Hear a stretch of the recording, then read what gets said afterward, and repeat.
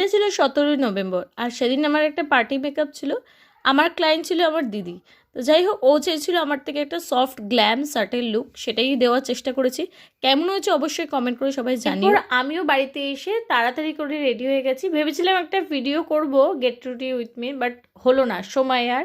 যাই হোক, আমার সেদিনকে একটা ছোট্টবেলার স্কুল ফ্রেন্ডের বিয়ে ছিল, তো ও অনেক বিজি ছিল। অনেকক্ষণ ওয়েট করার পর ওর সাথে একটা ফটো তুললাম, তারপরে সৈকতের সাথে কয়েকটা ফটো তুললাম, নিজেরও কয়েকটা ফটো তুললাম। যাই হোক, তারপরে সবাই মিলে ওখানে আমার অনেকগুলো বন্ধুর সাথে দেখা হয়েছিল, সবাই মিলে একটু কথা বলে তারপরে দেন আমি ডিনার করতে চলে গেছিলাম।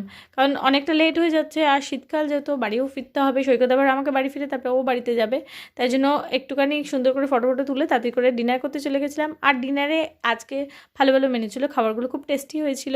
তো কী কী ছিল তোমরা তো দেখতেই পেলে, আমি আর নতুন করে কিছু বললাম না।